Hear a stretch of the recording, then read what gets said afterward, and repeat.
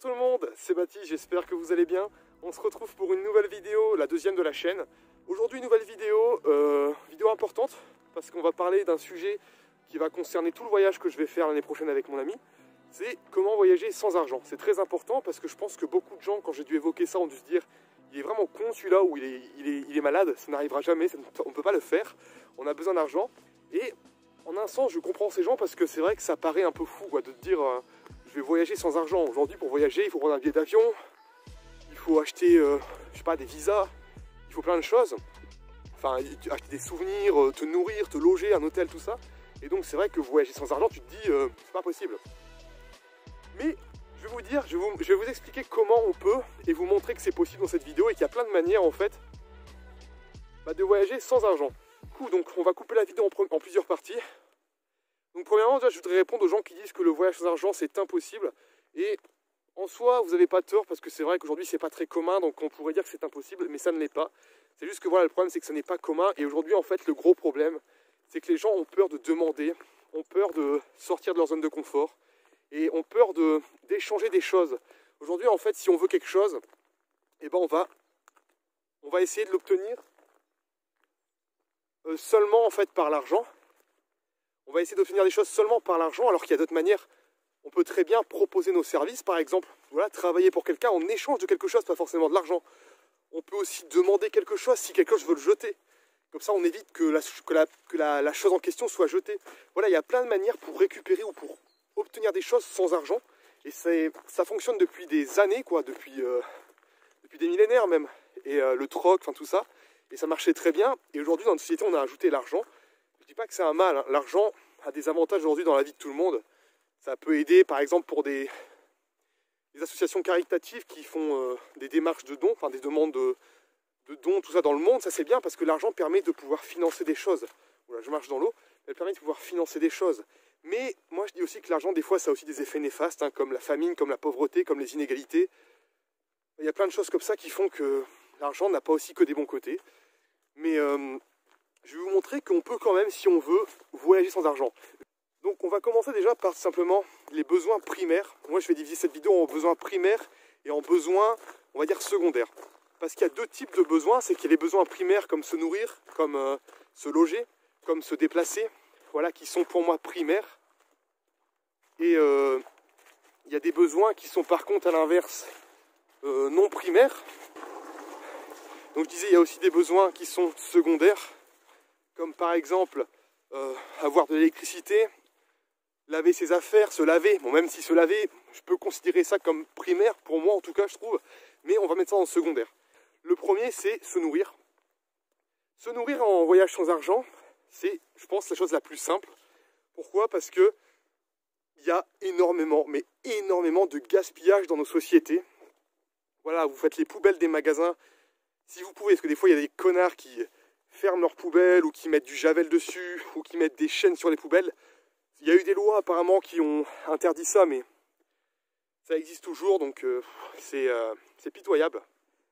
Et ensuite, vous avez aussi, il n'y a pas forcément que récupérer. Si voilà, vous voulez vraiment récupérer la nourriture, vous allez aller aussi dans les boulangeries, les épiceries, les restaurants, pour aller demander s'il y a des restes, en fait, tout simplement.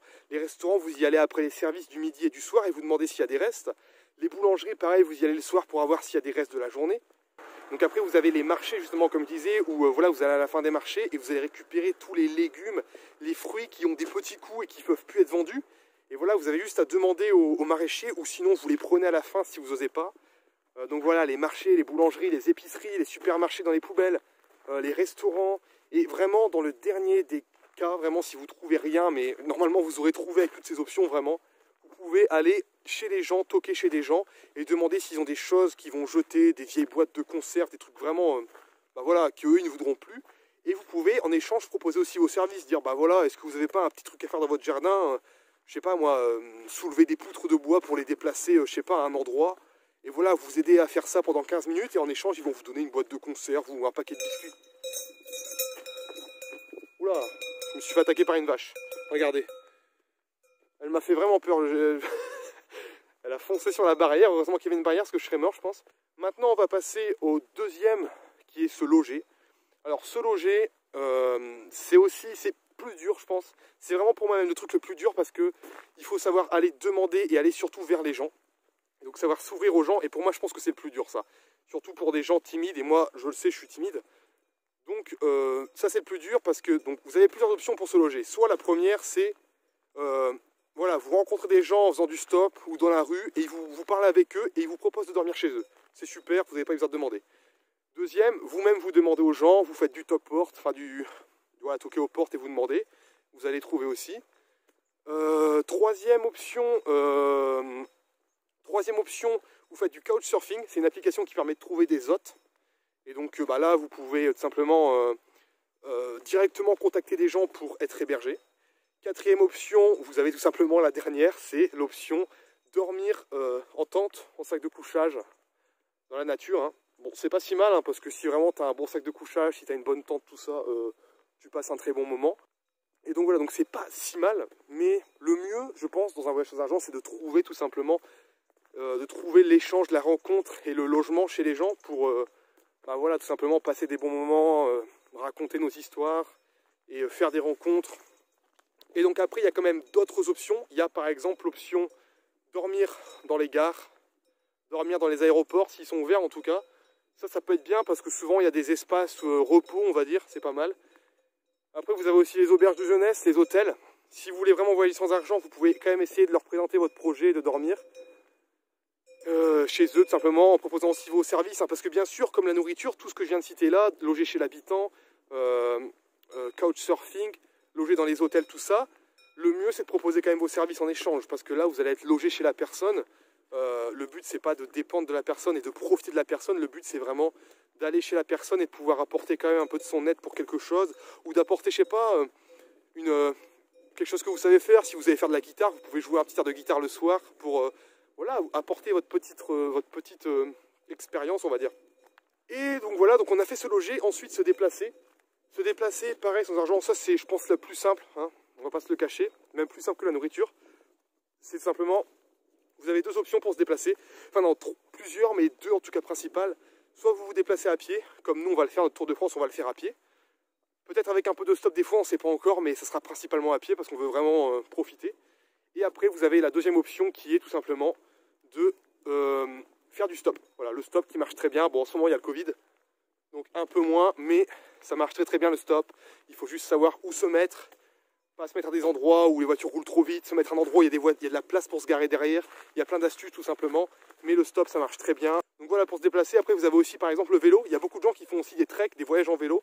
Ça, c'est une idée qu'on aurait aussi pour plus tard, peut-être avec mon pote. Et après, pour se déplacer, donc ouais, après, il n'y a pas que le stop voiture, il y a aussi le bateau stop, l'avion stop. C'est des choses qui sont plus dures parce qu'il faut aller faire... il faut beaucoup attendre dans les marinas, dans les ports, de choper un bateau, et c'est très très dur. Il faut vraiment aller aux bonnes périodes, tout ça. Donc ça, c'est vraiment quand tu es vraiment expérimenté en stop. On va passer aux besoins secondaires. Les besoins qui sont, pour moi, pas nécessaires à la survie, on va dire, de la personne, mais qui sont importants. Hein, il faut quand même penser à les subvenir parce que sans ça, vous allez perdre en confort, perdre en sécurité, et c'est important d'y penser. Donc le premier, il y a l'électricité. Bon voilà, l'électricité c'est tout con, mais pour votre téléphone, pour votre PC, si vous faites des vidéos sur le voyage, pour, je sais pas moi, votre lampe frontale, voilà, tout con, et ben c'est important de pouvoir avoir de l'électricité. Donc comment avoir de l'électricité en voyage? C'est pas impossible, c'est possible, hein, même si vous n'êtes pas chez vous. Premièrement, il y a les trucs qu'on peut avoir sur nous, donc on peut avoir des mini-générateurs, mais bon ça c'est un peu lourd. On peut avoir les panneaux solaires, ça moi je vais m'en acheter un à Noël, et ça c'est vraiment utile. Il y en a qui sont vraiment pas lourds. Et quand je pense que je vais recevoir le mien, je ferai une vidéo peut-être. Donc ça c'est vraiment cool. Après on va avoir tout simplement l'astuce de recharger notre téléphone si on fait du stop dans les voitures des gens en demandant gentiment. Après on va avoir l'astuce de charger chez les gens quand on loge le soir si on en trouve. Après on va avoir l'astuce de charger tout simplement dans les restaurants, les fast-food, les gares, les aéroports. Et après on va avoir l'astuce aussi de charger dans les villes parce que des fois on peut avoir des prises dans les villes tout simplement au niveau des salles des fêtes ou même dans la rue, des fois il y a des prises. Il faut juste bien chercher et trouver, mais il y a toujours des prises, quoi. Donc voilà pour l'électricité. Après, une technique aussi, c'est d'avoir une batterie portable, forcément. Comme ça, tu peux recharger ta batterie et être tranquille pendant plusieurs jours. Donc voilà pour l'électricité. Ensuite, un autre besoin secondaire, c'est se laver et laver ses vêtements.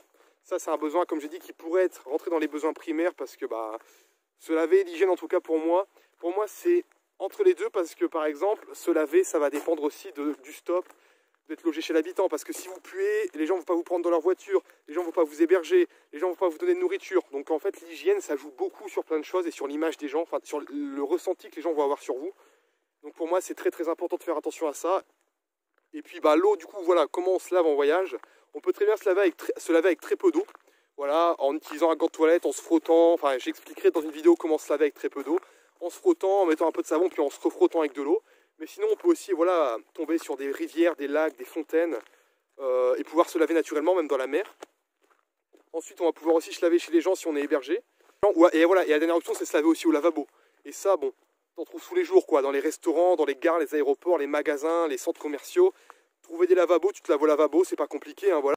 Et donc le dernier besoin que j'ai envie d'évoquer, qui est pour moi un peu marrant parce qu'on parle de voyage sans argent, mais je vais parler d'argent, c'est le fait voilà, d'avoir un peu d'argent en voyage, parce que pour moi c'est pas nécessaire, mais c'est important par exemple si tu veux te faire des petits plaisirs des fois, faire des visites aussi si tu es quelque part et que tu veux visiter un musée, voilà.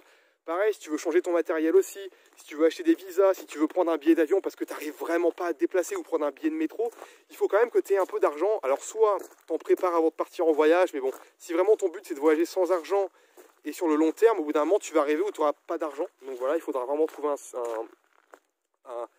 une idée quoi. Et donc, il y a plusieurs manières aussi. Hein. Donc, tout simplement, la première, c'est de travailler pendant que tu voyages. Donc, par exemple, faire les vendanges l'été, faire plein de jobs saisonniers comme ça pour te faire un peu d'argent.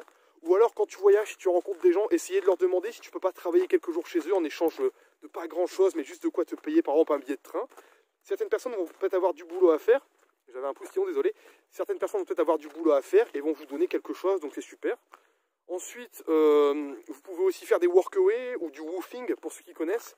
C'est le fait de travailler chez des gens pour le gîte et le couvert, et c'est ce que je suis en train de faire actuellement. Mais vous pouvez aussi, par exemple, en plus, parce que vous allez me dire, c'est con, tu travailles bénévolement, pourquoi tu gagnes de l'argent? Mais tu peux demander, par exemple, aux autres, certains vont accepter de travailler un peu plus tous les jours pour gagner un tout petit peu d'argent et de faire quelques heures sup, quoi. Et la plupart acceptent, donc c'est cool.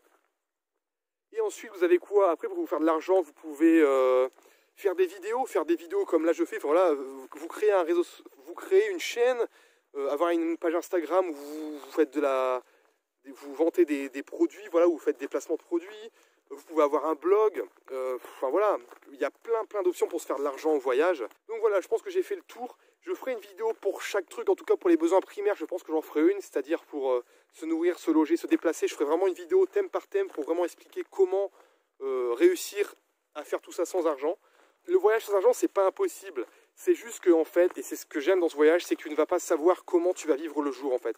C'est-à-dire que tu ne vas pas savoir ce que tu vas manger, tu ne vas pas savoir où tu vas dormir, tu ne vas pas savoir si tu vas avoir une douche chaude le soir, voilà. Et c'est voilà, un voyage où tu te jettes dans l'inconnu et où vraiment, voilà, tu profites du coup de ton voyage tous les jours parce qu'en fait, tu ne sais pas à quoi tu vas t'attendre. Alors qu'aujourd'hui, notre vie, on la vit, on va dire en replay, voilà, en replay, on vit notre vie en replay parce qu'on sait déjà ce qu'on va faire un peu dans notre vie et c'est ça qui est triste aujourd'hui. Alors que le voyage sans argent, vu que tu ne sais pas où tu vas dormir, tu ne sais rien de ce qui va se passer, et bah tu appréhendes un peu, mais surtout tu profites de l'instant présent, voilà. Et voilà, donc j'espère que je vous ai montré que c'était possible de voyager sans argent, il faut juste se bouger son cul, sortir de sa zone de confort et kiffer en fait, kiffer tout simplement et pas avoir peur parce que, enfin, voilà, l'homme était, on va dire, nomade avant, c'est ça, voilà, c'est ça le terme.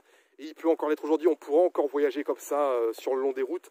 C'est juste qu'il ne faut pas avoir peur. Et le problème, c'est qu'on est dans un système aujourd'hui où on nous fait peur et on nous incite à nous poser dans une maison et à rester toute notre vie jusqu'à la retraite. Et c'est assez triste. Mais après, je comprends les gens qui font ça. Hein. C'est aussi un confort. Peut-être tout le monde n'aime pas forcément être sur la route et voyager, mais franchement, je trouve que c'est quelque chose de magique et c'est une vraie école de la vie, voilà, le voyage.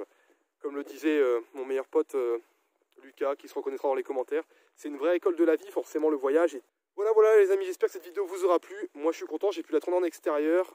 J'espère avoir abordé tous les sujets. Je vais avoir beaucoup de montage à faire je pense parce que j'ai, je pense, beaucoup divagué. Mais en tout cas, j'espère que ça vous aura plu. Normalement il y aura une vidéo semaine prochaine, pareil, je ne sais pas encore sur quoi, peut-être sur l'itinéraire. Ce sera peut-être ça, peut-être petit leak que je vous donne, peut-être l'itinéraire semaine prochaine. Et pour le voyage, les dates je ne sais pas encore parce que le Covid nous fait bien chier et on ne sait pas quand on va être déconfiné. Mais voilà. J'espère que cette vidéo vous a plu, je vous fais des gros bisous et on se dit à la prochaine. Allez, tchuss tout le monde!